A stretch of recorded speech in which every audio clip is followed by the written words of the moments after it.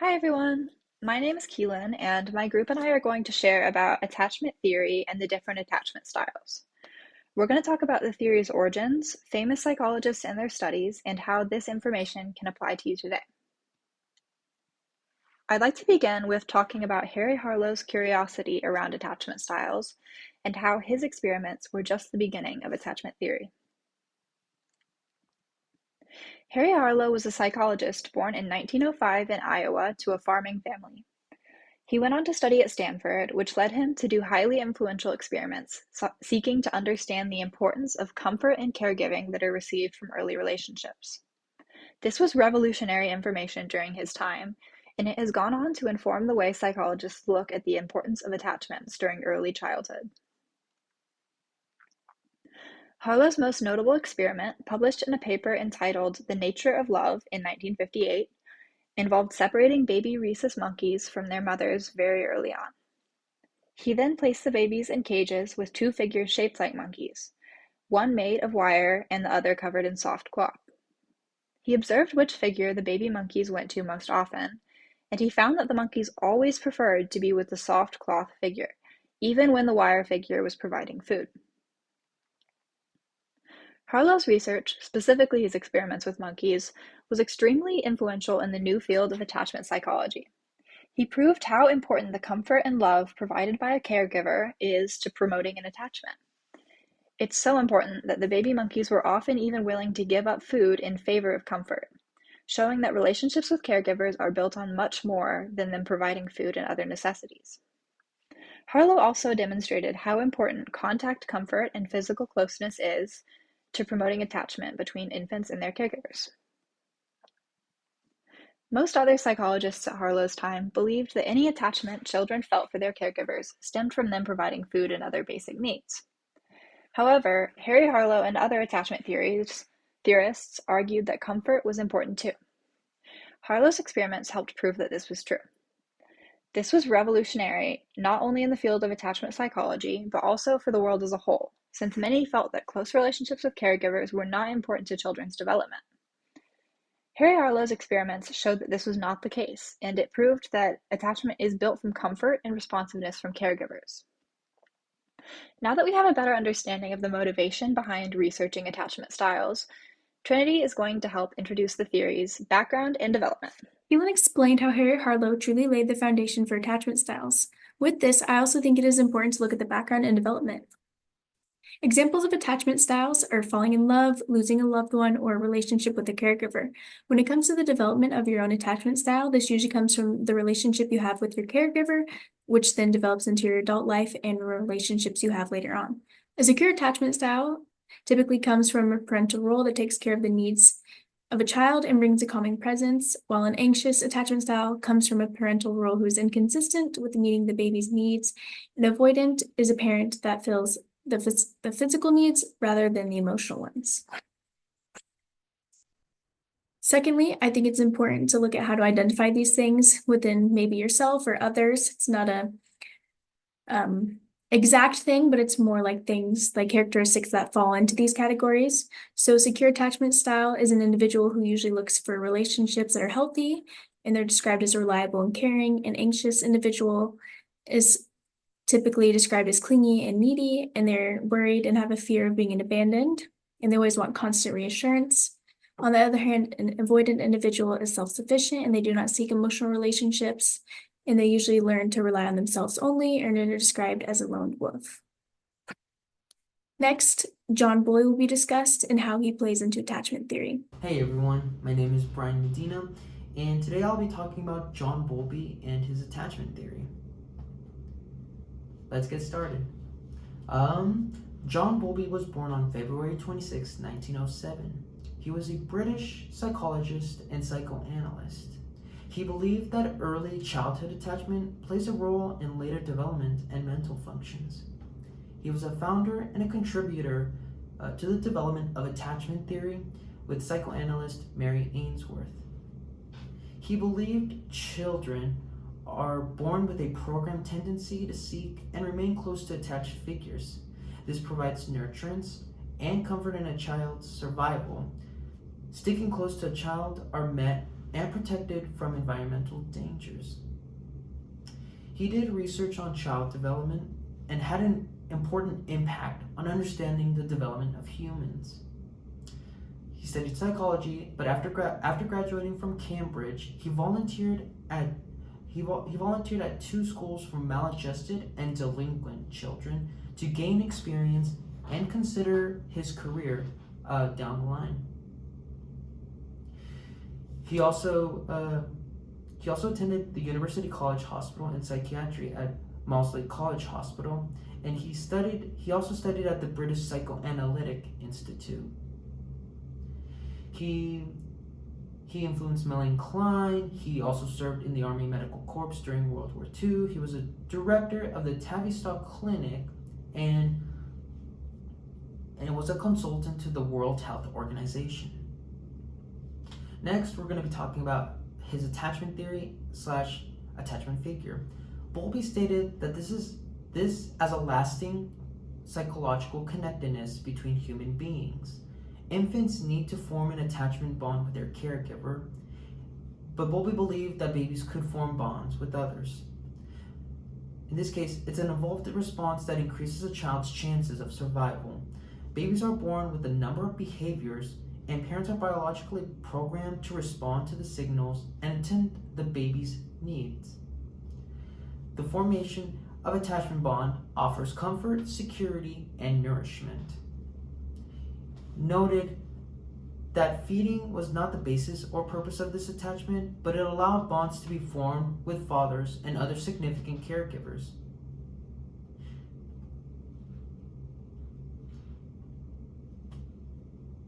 Next, we'll be talking about the stages of attachment. There are 4 stages of attachment. This includes the pre-attachment phase, which in this stage, a baby recognizes a caregiver, but no attachment occurs.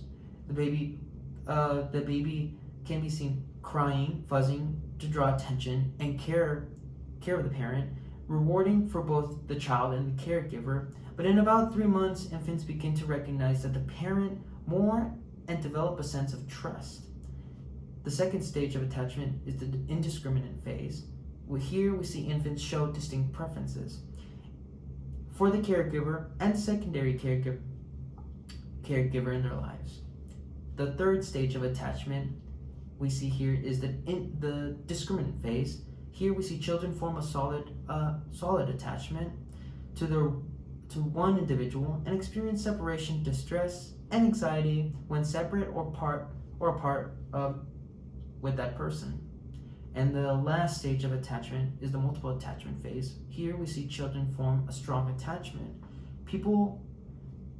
Children form a strong attachment with people beyond the primary caregiver. Finally, we get to the last slide, and here we look at Bowlby's contribution to psychology. Bowlby's research on attachment and child development left an impression on psychology, education, and child care and parenting. His work influenced eminent psychologists, which includes his colleague Mary Ainsworth, who also made a significant contribution to his attachment theory by expanding his research to develop a method for observing a child's attachment to a caregiver. And he also extended his research techniques to develop clinical treatment techniques and prevention strategies. Mary Ainsworth was a pioneer for research in childhood attachment styles, specifically known for her study called The Strange Situation. She was a Canadian-American psychologist who was born in 1913 in Glendale, Ohio, but she was raised in Ontario, Canada. Growing up, she did not have a good relationship with her mother, but she had an okay relationship with her father, which perhaps gave her motivation and influence for her work. Working through her struggles, though, growing up, she did obtain her PhD in the University of Toronto in 1939. She returned to the University College in London, where she met John Bowley, and in 1950, she married. Later in her life, Mary was awarded the American Psychological Association's Gold Medal Award for life achievement in science of psychology in 1998, and in the following years, she passed. At this time in the psychological world, behaviorism was dominating, such as B.F. Skinner and operant conditioning, or Ian Pavlov and classical conditioning. But Mary wanted to do something different, a laboratory task that involves briefly separating and reuniting infants and their primary caregivers as a way of studying individual differences in attachment behavior. To best demonstrate this, I found a video that I think would be helpful. Let's take a look. After conducting extensive observations of parents and children at home, a student of Bowlby's, Mary Ainsworth, devised such a procedure, called the strange situation, which places the child under some stress. It has become the most widely used, standardized way to assess the quality of a child's attachment to their caregiver. Here the researchers are recording how 14-month-old Lisa responds in this attractive but unfamiliar setting. How will she react to a stranger? What will happen when her mother leaves the room? And when she returns? It's Lisa's behavior when her mother returns, what psychologists call the reunion, that they are particularly interested in. Most importantly is to look for the type of balance that a child strikes between an attachment need and, on the other hand, to explore the play material.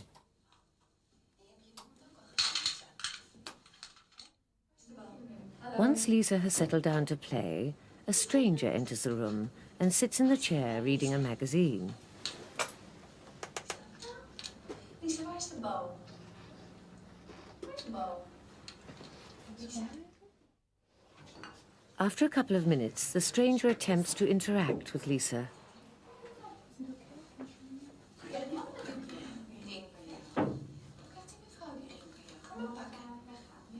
Soon after, Lisbeth gets a cue to leave the room.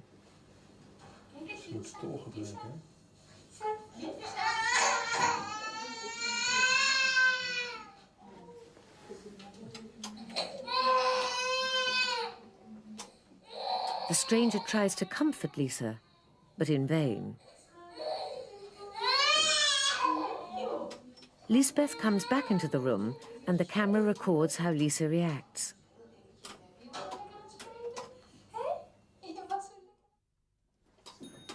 Now the first part of the procedure is over, and Lisbeth settles Lisa down again. The stranger leaves them alone together.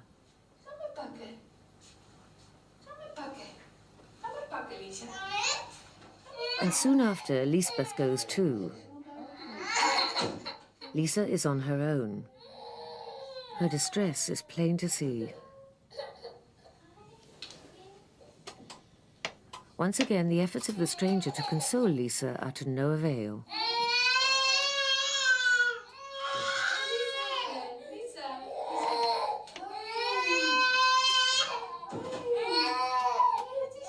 But Lisbeth manages to calm her almost at once, and shortly afterwards the observation ends. Lisa showed outward signs of what's called secure attachment. Can these signs give us an idea of what's going on inside the child's mind? Let's review the three main attachment patterns that Mary observed in the strange situation. First, we have secure.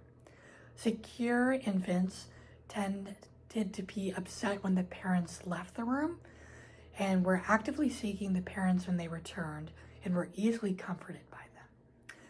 The next are anxious avoidant. They are extremely distressed when the parents leave the room, have a difficult time being soothed, and in conflict behaviors, they wanted to be comforted or punish the parent for leaving the room. And the last but not least are avoidant. They are not consistently distressed when the parents leave the room, so they could be fine or they could throw a tantrum. And they actively avoid seeking contact with the parent. For example, they play with toys intentionally to dismiss the parents entering the room. Now moving on to modern day studies that have tried to replicate Mary Ainsworth's strange situation. In study 1, they took 64 mother and infant relationships, with the infants being 10 months old, and the interaction time without the mother was 30 minutes. They were original of the effect size that the Strange situation found. For the original effect size was 0.65, and their newfound effect size was 0.24 to 0.32. The importance of this study was a newly found smaller effect size, which means it might not have as much significance than we originally thought. Now that we've provided the theory's background and famous psychologists, Sienna will now guide you through applying this theory to your life today. Hi guys, I'm Sienna, and I'm going to talk about romantic relationships with social media and adulthood. So first we have Cindy Hazen and Philip Shaver. So Hazen and Shaver were two of the first researchers to look into Bowlby's ideas in the context of romantic relationships. According to them, an emotional bond that develops between adult romantic partners is due to having the same motivational system. So then, now if adult romantic relationships are attachment relationships, then we should observe the same kind of individual differences in adult relationships that Ainsworth observed in the infant and caregiver relationships. So having a secure attachment style allows one to engage in self-determined romantic relationships. That is being authentic, open, and supportive in the relationship because it feels genuine and it feels right to be with that person. Insecure attachment styles limit self-determined involvement. That implies being in a relationship because the individual believes he or she has to be in that relationship and doing what the relationship wants in order to not make the other person angry or to have conflict. An individual with a secure attachment style is confident and not trying to protect a fragile sense of self-worth. He or she can focus on more pro-social activities that help develop and maintain the healthy relationship. When we look at this through the infant and caregiver perspective, attachment functions gradually transfer from parents to peers. So according to Hazen and Shaver, as we get older, our attachment is less an effect on our relationship with parents, but more as an effect with our peers. So it goes from being where we get it more from our peers and the people we surround ourselves with rather than our parents as we get older. People that describe themselves as having a secure attachment style were reported to have a warm and trusting relationship with their parents when they were younger. In result, they are more likely to have a positive view on romantic relationships.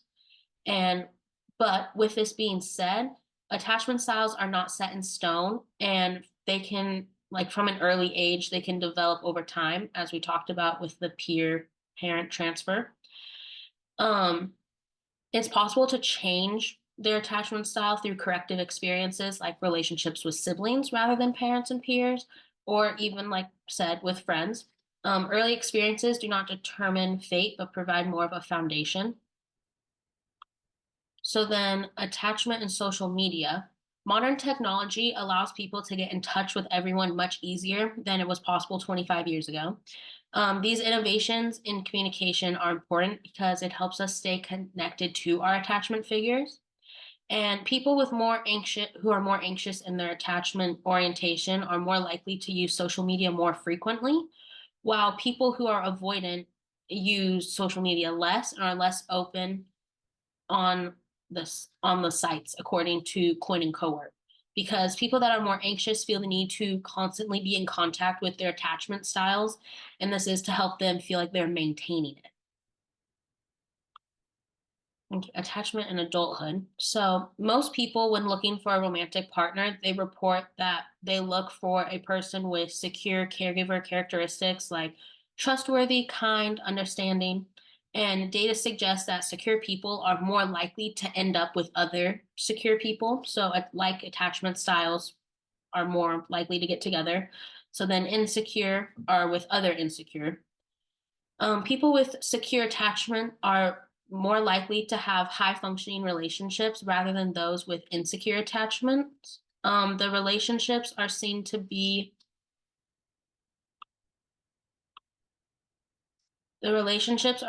more enduring and not as affected by conflict.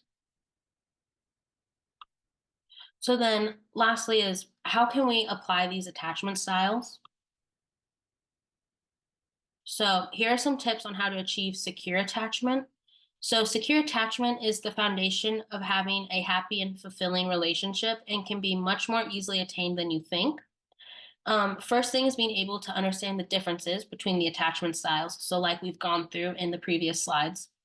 And self-awareness is also very important in being able to reflect on your attachment patterns and identity, any triggers or insecurities that may arise. Self-awareness helps you understand your needs. And then with this comes the ability to regulate your emotions, learn to recognize and manage your emotions in a healthy and constructive manner. When regulating your emotions, you can approach relationships with a balanced mindset, as well as being emotionally available, being present, and aware of the emotions and needs of others. But then with this comes being able to have boundaries and set healthy boundaries. So you need to be able to define them and express your limits. Lastly, we'll be discussing how COVID-19 plays into attachment theory.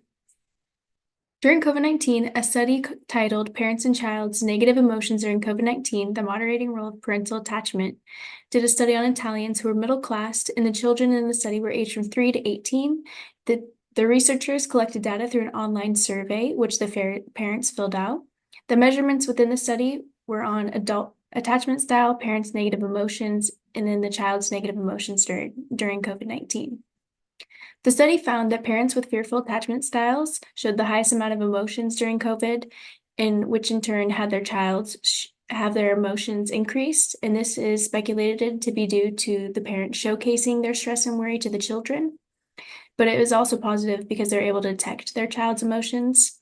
With the dismissive attachment styles in parents, the children portrayed the lowest amount of negative emotions. And this isn't believed to be a true measurement of their emotions. It is to be believed that the parents are not vulnerable with them, and therefore the kids just sweep their emotions underneath the rug, so to say. And with secure attachment styles and parents, they were able to perceive their child's negative emotions, and the child matched their emotions, which is similar to all the other ones. However, they did have a lower overall negative emotion than fearful. And these results are just believed to be due to the parents and child having a close relationship. In conclusion, the study found that parents' reactions and feelings that were brought upon due to COVID-19 showed an impact on the child's behavior when looking at specific attachment styles. With each attachment style, you can see a correlation between the parents' emotions and how that showcases in the child's.